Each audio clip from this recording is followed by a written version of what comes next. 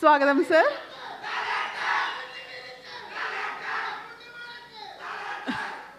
Alright.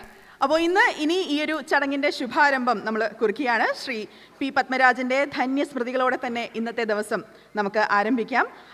ഈ ഒരു അതുല്യ പ്രതിഭയെക്കുറിച്ചുള്ള ഒരു ചെറിയ വീഡിയോ ആണ് നമ്മൾ കാണാൻ പോകുന്നത്. ആ ഒരു AV വീഡിയോയിലേക്ക് നമ്മൾ കടക്കുന്നു. To the AV please.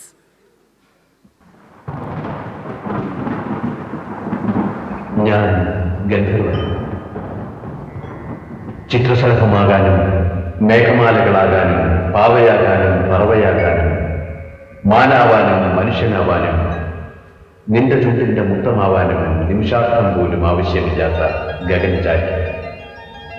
ഈ ഭൂമുഖത്തെ പൂക്കളും ഈ ഭൂമിയുടെ തേനും മാത്രം നുകർന്നു കഴിയാൻ അനുമതി കിട്ടിയ അരൂപിയായ ഒരു വർണ്ണശലഭം ഞാൻ ഗന്ധർവൻ. കാലത്തിന്റെ അതീത ശക്തിയെ ആവാഹിച്ചെടുത്ത് 7 സാഗരങ്ങൾക്കിടയിലുള്ള ഗുഹയിലെ 7 പടികൾ കടന്നു ചെല്ലുമ്പോൾ കാണുന്ന അറയുടെ പൂട്ടുകൾ തുറന്നകത്ത് ചെന്നാൽ 7 സർപ്പങ്ങൾ കാക്കുന്ന 7 തട്ടുകളുള്ള പേടകത്തിന്റെ ഉള്ളിൽ ഒളിപ്പിച്ച മഴ. അതുപോലെയാണ് പത്മരാജന്റെ മിക്ക സൃഷ്ടികൾ. കാലങ്ങൾക്കിപ്പുറത്തേക്കും അതിങ്ങനെ നിറഞ്ഞ് പെയ്യുകയാണ്.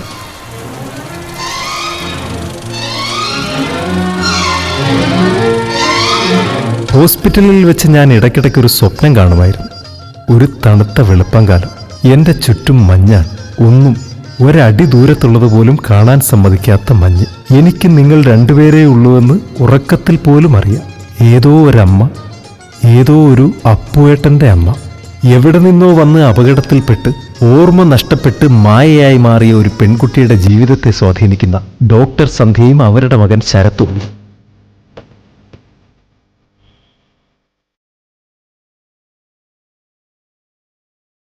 മായയുടെ ഭൂതകാലം അവളെ തേടിയെത്തുമ്പോൾ ഉണ്ടാകുന്ന സംഘർഷങ്ങൾ ഇന്നലെ എന്ന ചിത്രത്തിലൂടെ പത്മരാജൻ വരച്ചിടുമ്പോൾ ഭൂതകാലത്തിൽ നിന്നും പ്രേക്ഷകന്റെ മനസ്സിലേക്ക് ചുരം കയറി വരുന്ന വെളുത്ത അംബാസഡർ കാർ മടങ്ങിപ്പോകുമ്പോൾ നരേന്ദ്രൻ എന്ന കഥാപാത്രത്തിന്റെ തീരാ നഷ്ടവും പേറി പ്രേക്ഷകനും ആ കാറിൽ മടങ്ങുന്നു.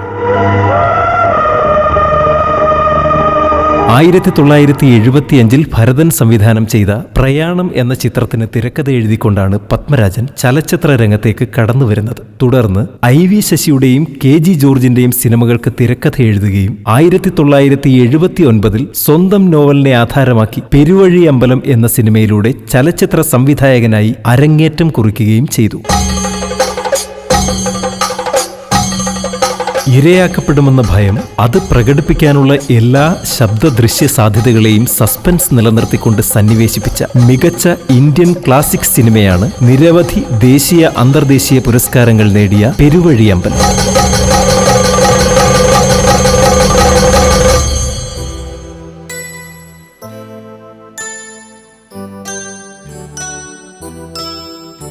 ഒരു മുത്തച്ഛനും ചെറുമകനും തമ്മിലുള്ള ആത്മബന്ധം കടലോളം ആഴത്തിൽ ആവിഷ്കരിച്ച 3-ാം പക്കം.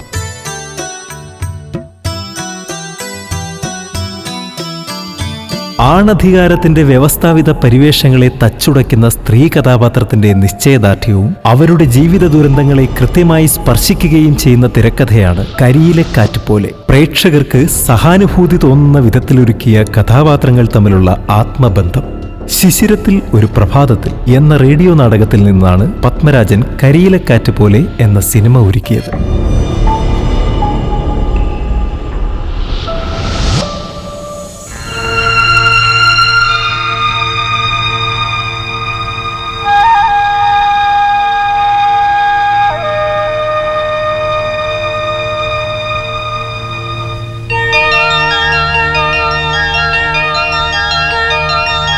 ഗന്ധർവലോകത്തിൽ നിന്നും ഭൂമിയിലേക്കുള്ള വഴികൾ ഇന്നും വിജനമാണ്.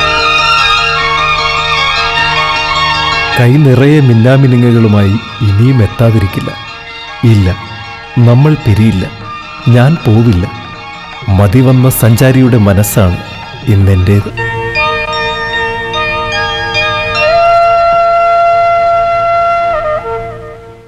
എനിക്ക് തന്നെ അറിയില്ല ഈ ഒരു പെൺകുട്ടിയുടെ കാര്യത്തിൽ മാത്രം ഞാൻ എങ്ങനെയൊക്കെ പെരുമാറുമെന്ന്.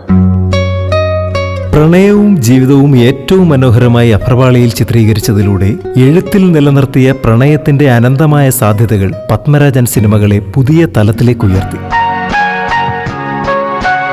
നമുക്ക് പാർക്കാൻ മുന്തിരിത്തോപ്പുകളിലും തൂവാനത്തുമ്പികളിലും പ്രണയത്തിന്റെയും കാമത്തിന്റെയും ലോലവും തീക്ഷ്ണവുമായ സന്ദർഭങ്ങൾ വളരെ മനോഹരമായി വരച്ചുകാട്ടി. 1987 തൂവാനത്തുമ്പികൾ സിനിമാസ്വാദകരുടെ മനസ്സിലേക്ക് പറന്നിറങ്ങിയത്. ജയകൃഷ്ണനും ക്ലാരയ്ക്കുമൊപ്പം മഴയും തൂവാനത്തുമ്പികളിൽ നിറഞ്ഞു നിന്നു. ദ്വന്ദ്വ വ്യക്തിത്വങ്ങളിലൂടെ കടന്നുപോകുന്ന മോഹൻലാലിന്റെ ജയകൃഷ്ണനും മഴയ്ക്കൊപ്പം വരുന്ന സുമലതയുടെ ക്ലാരയും ഇപ്പോഴും ഏറ്റവും അടുത്ത നിമിഷത്തിൽ കണ്ടതുപോലെ നമ്മുടെ മുന്നിലുണ്ട്.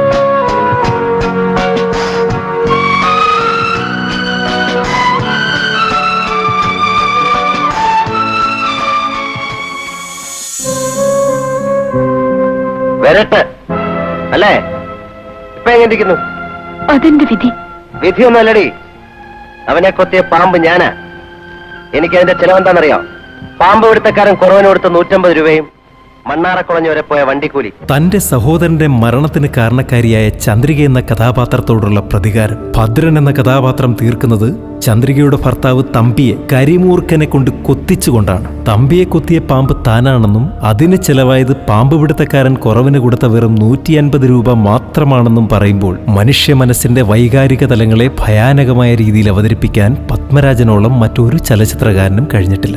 1985 IV ശശിയോടൊപ്പം ചേർന്ന് പത്മരാജൻ കരിമ്പിൻ പൂവിനക്കരെ ഒരുക്കുന്നത് എന്നത് ശ്രദ്ധേയം.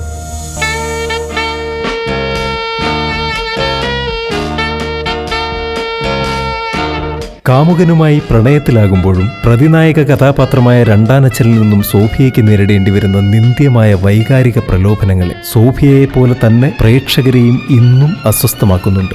നമുക്ക് ഗ്രാമങ്ങളിൽ ചെന്ന് രാപ്പാർക്കാം എന്ന നോവലിനെ അഭ്രപാളികളിലേക്ക് പകർത്തിയപ്പോൾ പ്രണയത്തിന്റെ നിത്യസ്മാരകമായ ഒരു തിരക്കഥയാണ് മലയാളത്തിന് ലഭിച്ചത്.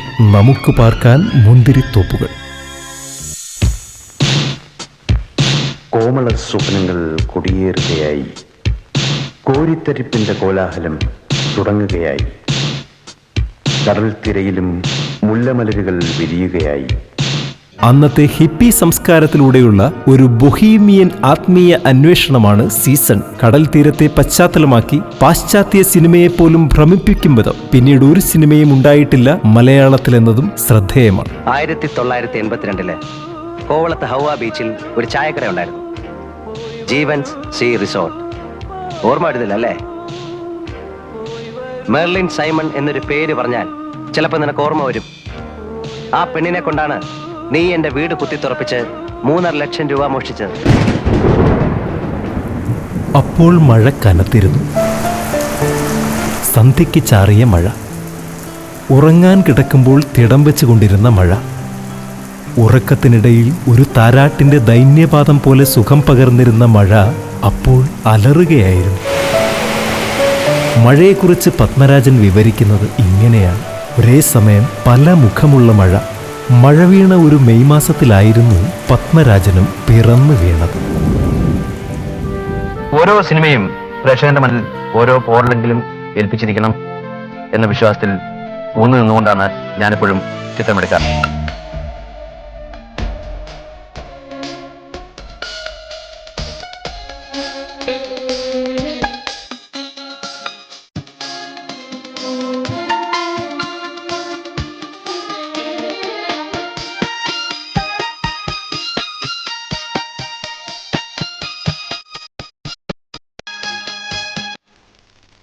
എത്ര സിനിമകളാണല്ലേ. ഇന്നത്തെ ഈ ഒരു സായാഹ്നം നമ്മൾ